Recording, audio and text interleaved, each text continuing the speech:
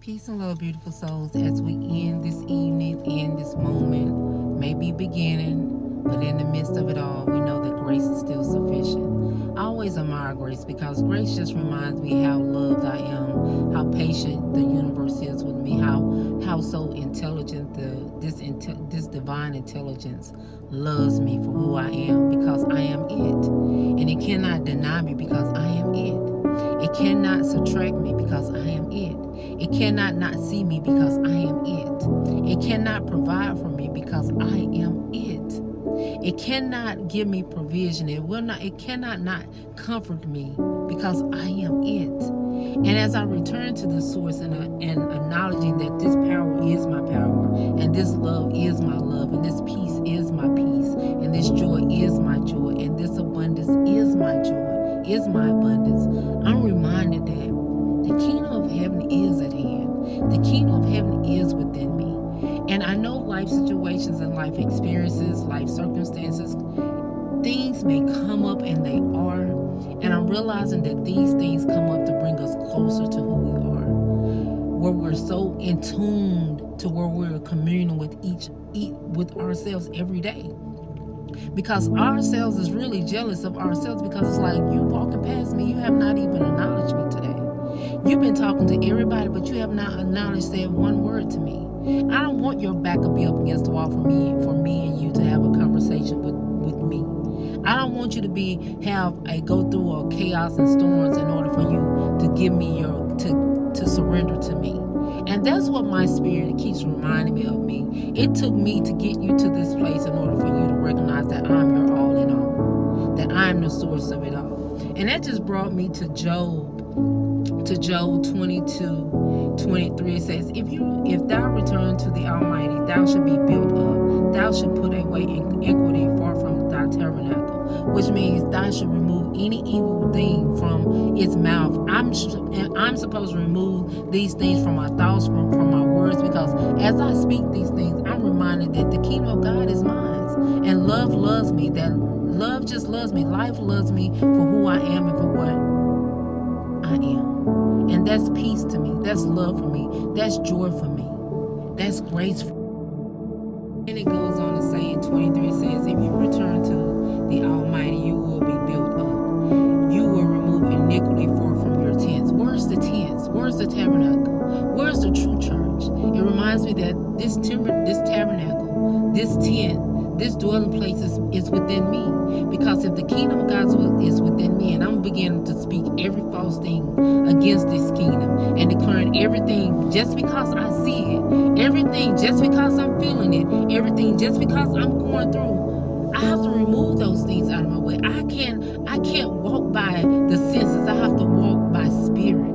And once again, that just reminds me that I got to worship God in spirit and truth. And as I worship God in spirit and truth, I'm worshiping who I am. I'm worshiping who I am. And God will present the silver, the gold, because all of this is God's anyway. All of this is the Father's anyway. Nothing can stop the flow but my words about who I am, my thoughts about what I'm going through, and so forth. So with that being said, it just reminds me I can't keep admiring what other people have, even though I'm celebrating them, but at the end of the day, they're no better than me. They don't have any more power than the power that I give them.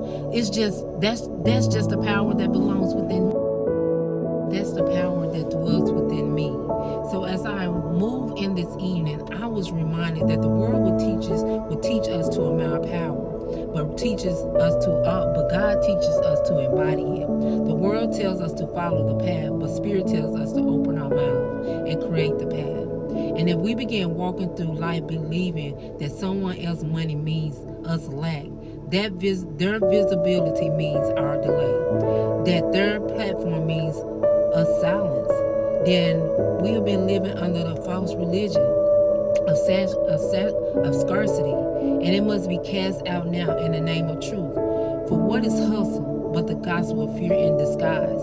What is obsession with timing but distrust in divine sequence? What is envy but the soul's amnesia of its own inheritance? I say to you, break that spell. You were never meant to chase anyone. You were never meant to follow the tracks of the wealthy in the hope that you may catch a scent of success. You are meant to speak, to declare, to legislate, to call the end from the beginning, and let the angels run on your word. You are not a clone. You are not a follower. You are not a brand waiting to be seen. You are the world, and you are the word in motion. And when you speak with divine authority, the laws of the wealth, the laws of favor, the laws of timing, the laws of visibility, and the laws of harvest must obey you. Not because of effort, not because of education, not because of exposure, but because of alignment, because of identity, because of law. I've seen it over and over. You and I have seen it over and over. Men and women, people who hustle for years, who burn their lives trying to mimic the moves of the rich, who mold themselves into smaller versions of what they think success looks like, who lose their voice chasing another man's tone, who silence the word in pursuit of another man's approval. And I've watched them. You and I watched them. We watched them collapse.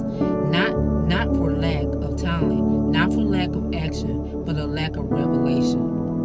They were never told that the most powerful voice in their life was their own. Not what they think it is, not what they believe it to be, not the billionaires, not the trending influencers, but their own aligned with spirit.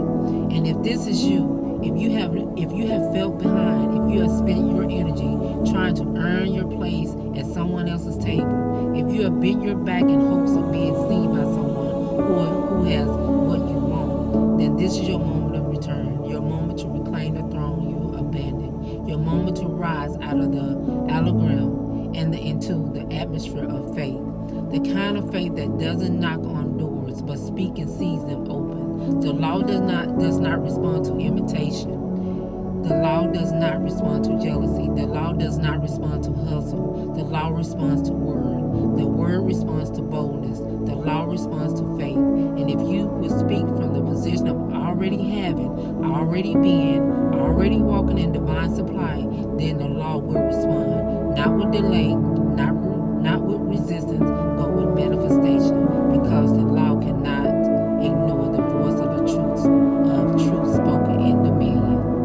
So let it be known, this is who you are. The days are over now for you chasing, being tired, not enjoying your wealth, not enjoying your time, not enjoying your family, not enjoying the moment. And when you look up, you'll be like, oh, where did the time go? Oh, I didn't know they gotten so big. Oh, I didn't know I missed that moment. But I'm here to remind you that we were never meant to chase anything. We're meant to stand still and get aligned and take aligned and inspired actions, because the Spirit of truth, which is always with us, is here to teach us, show us, go before us, give us provision, give us the thought process, giving us the wisdom to make a decision every day. And sometimes it takes standing still to allow this law to go before you. Sometimes it takes some getting up and pushing a reset button for this law to remind you who you are. But you were never meant to chase anything. This is your peace. This is your power. This is your love. This is your faith.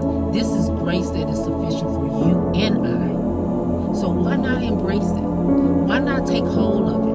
Why not be vulnerable to the Spirit? Because we're not vulnerable to anything else but another person's word about who we are. But I'm here to remind you, stand still and know that you are the power that bees. Greater is He that's in you than anything that's in this world. So I'm here to remind you once again, you're worthy. You're already enough. You're in the right place at the right time. Money is yours. Wealth is yours. Favor is yours. Truth is yours. Love is yours. Beauty is yours. Having more than enough is yours, because your life was already destined. Your life was already planned. You just have to speak it, align with it, and receive it. And watch Spirit show you everything that you've been looking for and so much more. You are the prime example of what beauty looks like, of what abundance looks like, of what grace looks like. I love you, and you cannot take it back. Stay focused and motivated in the grace that is keeping you. And remember, you are crafted by greatness. Have a great one. Be well.